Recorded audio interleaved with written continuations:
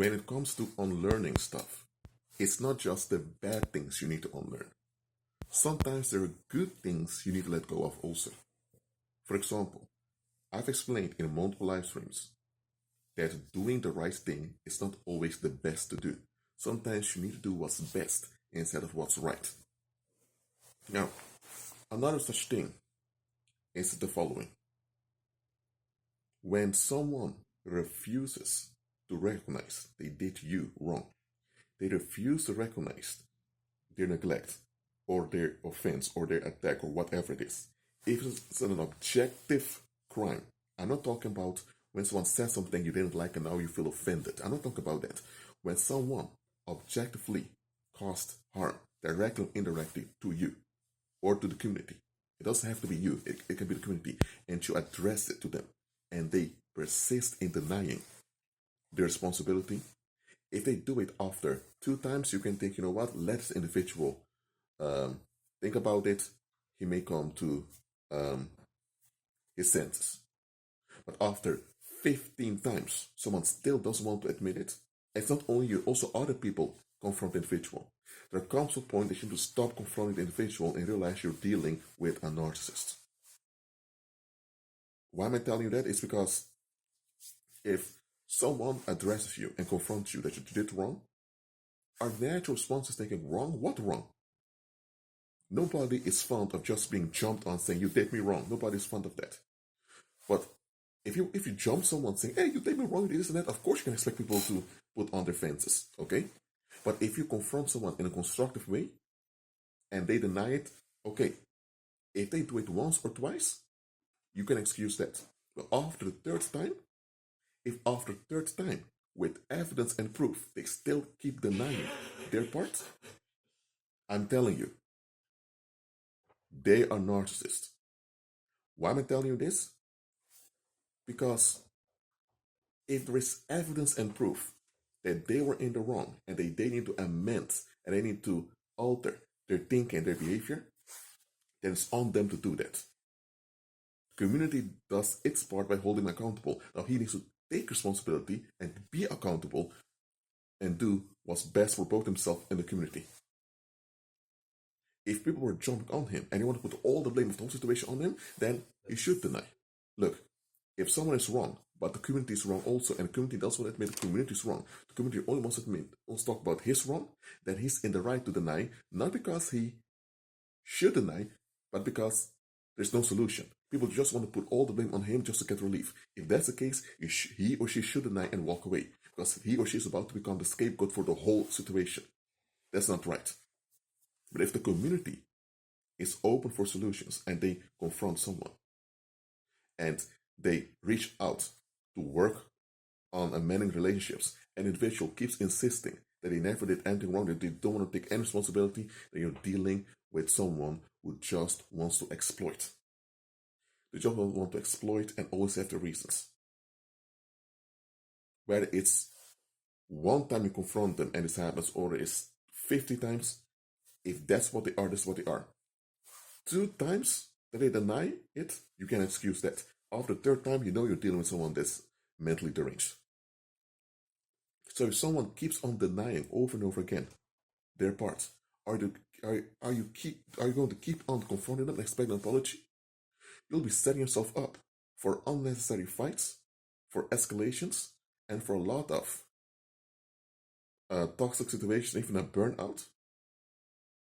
They can even result in medical issues when you keep expecting an apology from someone who doesn't want to admit their responsibility. If they don't want to admit their part because they insist on being wrong, then there's no amount of violence you can use to make them admit they're wrong. Because they just don't want to comply with solutions.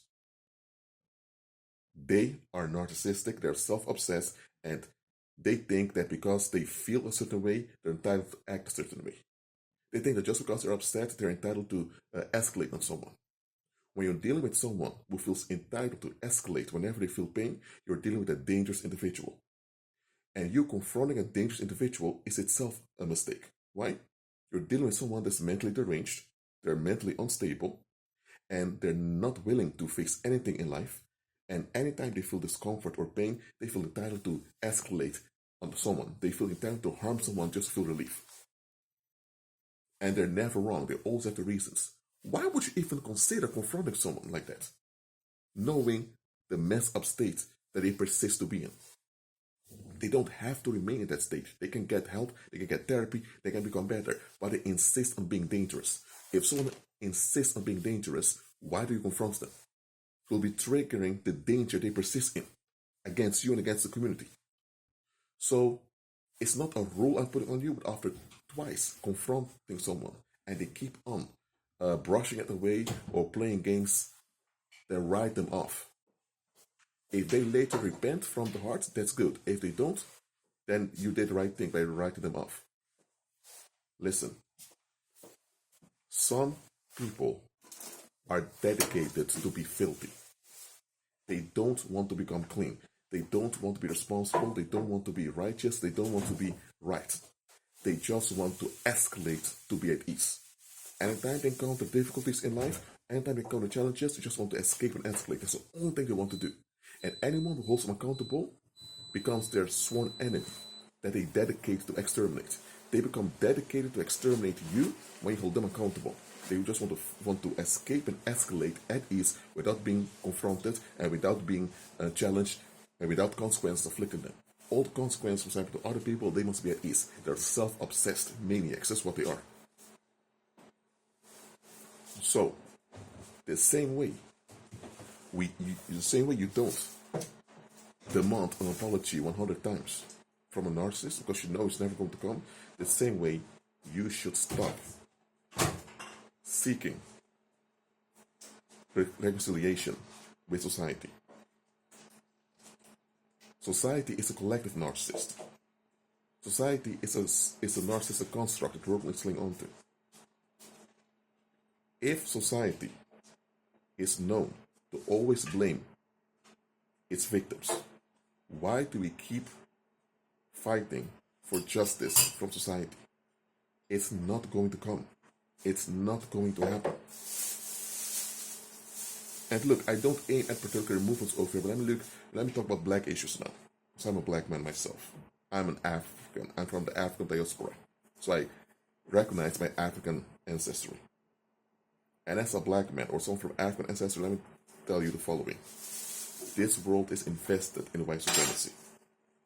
White supremacy promises relief to the masses by escalating on black men and victimizing black women. That's what white supremacy does.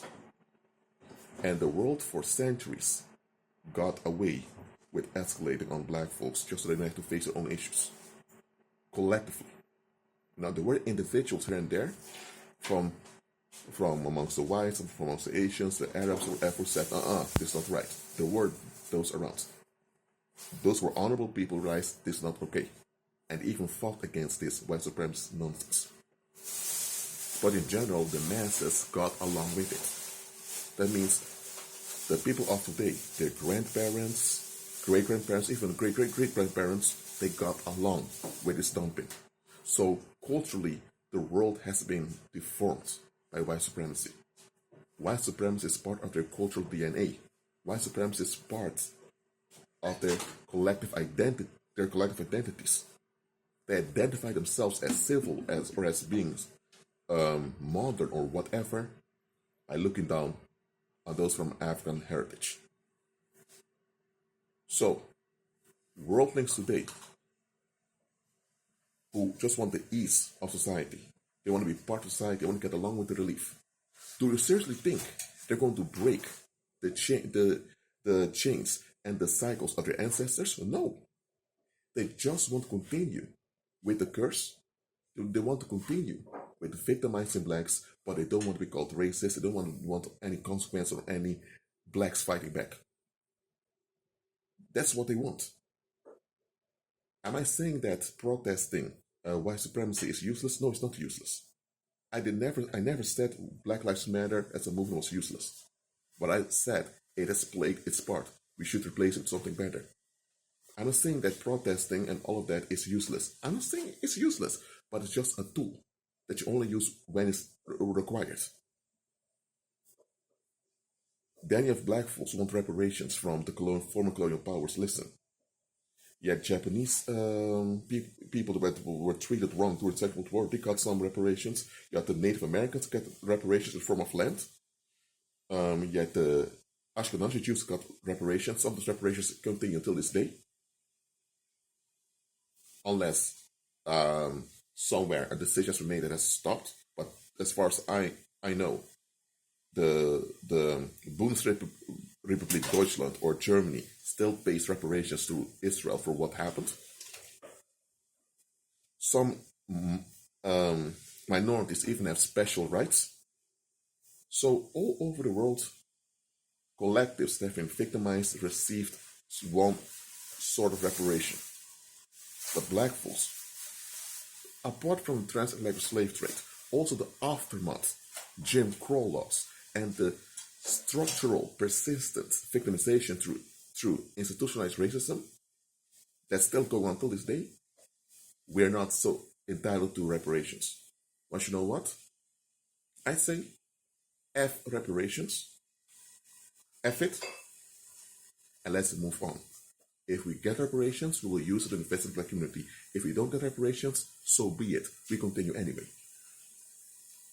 Look, remember what I said earlier in this video about someone insisting that they weren't wrong, even though evidence and proof shows you and everyone else they were wrong.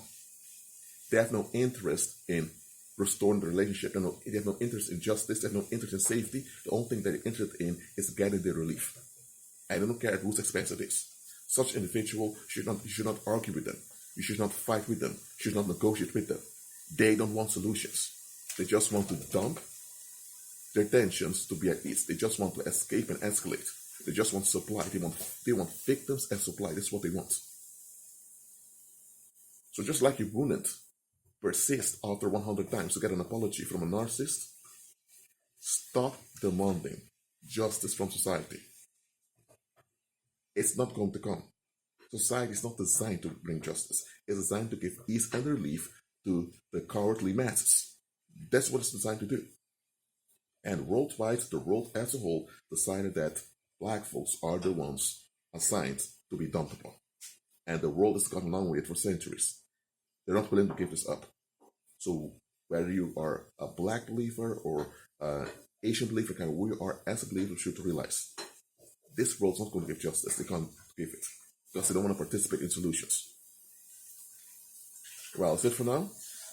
Always keep on agreeing with Christ and be at peace.